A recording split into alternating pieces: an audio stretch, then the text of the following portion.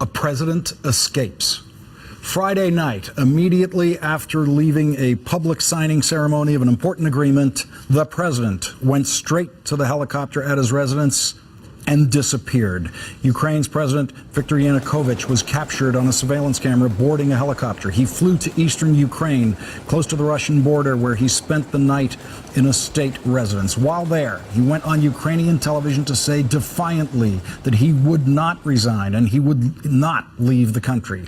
But then he did not show up for a gathering of his allies. Instead, he got back in his helicopter and flew 200 miles to his hometown, also in eastern Ukraine, near the Russian border. Everyone thought that eastern Ukraine was safe territory for Viktor Yanukovych. But when he arrived at the airport in his hometown, he discovered that authorities were blocking the takeoff of the 2 private Falcon jets that were waiting for him. He then fled by car, heading for the Crimean Peninsula, 400 miles away, where his allies, the Russians, based their Black Sea fleet.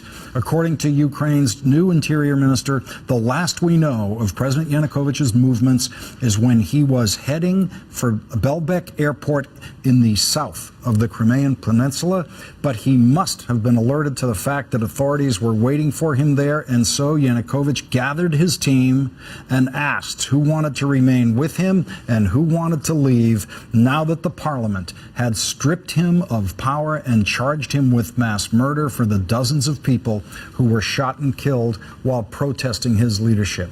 He headed off with an old friend from his hometown who had risen with him in business and politics, and perhaps with the president's much younger girlfriend, leaving his wife and son somewhere in Ukraine to fend for themselves. Since last night, rumors are flying about the president's whereabouts. One has him safely reaching a Russian ship in Sevastopol. Another has him somewhere on his yacht, or he's hiding in a monastery in his hometown. Another has him hiding in the historic port of Balaklava, a former secret Soviet submarine base, complete with nuclear warheads.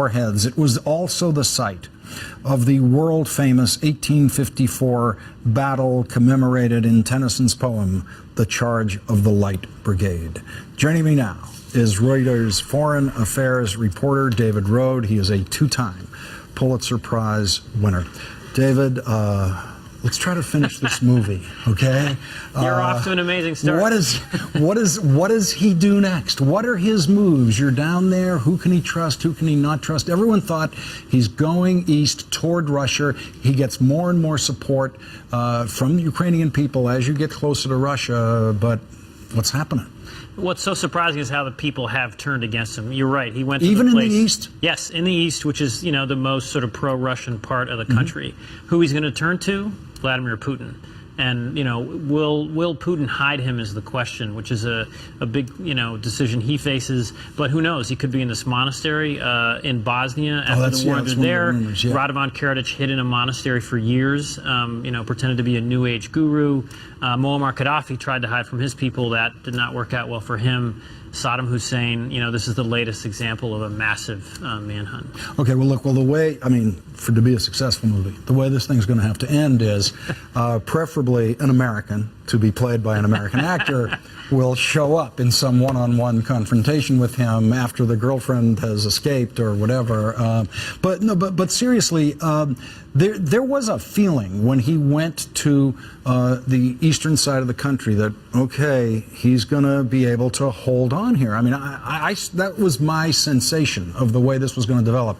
He's going to be over there. The parliament's going to maybe try some maneuvers, but he's going to be in a power base over there. It's actually a good sign that he does not have a power base. Yeah. The entire country is turned against him. There's basically over 100 dead, and he's being personally accused of doing this. And it'll be interesting to see how this plays out, again, because I think Putin, who backed him, expected more people to support the deposed president, and again, that's not happening. I think there'll be a Ukrainian hero at the end. Can Putin make him his next Snowden? Can he actually have him on a Russian ship right now over there and just slide him back into the country? Can it become known that Putin has taken care of him? I think eventually it could, and that's probably his best chance to get out. It's extraordinary that What does that cost? How does that benefit Putin? What does it cost Putin if he does that? I think if he's seen publicly doing that. it's a gamble for him in Ukraine. Ukraine is a mess economically. They're asking for $35 billion in aid, and Putin's smartest play is to wait and see if this new government just falls apart and can't handle the economy. If he takes the ex-president out and protects him, that's just going to upset Ukrainians and turn them even more against Russia. It's also going to bring international pressure. Does it win him? Does it win Putin anything in Russia? If It he does might. that? I mean, for strongmen he supports in different places, Assad as an example in Syria, it shows how loyal Putin is. But it's amazing that he's in such a weak position right now, Yanukovych, so quickly, and that he was set to fly out with the private jets, and border guards in the east that should have been loyal to him and Russia blocked the flights. Yeah, It's just extraordinary. It's an amazing story so far. David Rode, thank you very much for joining me today. Thank you.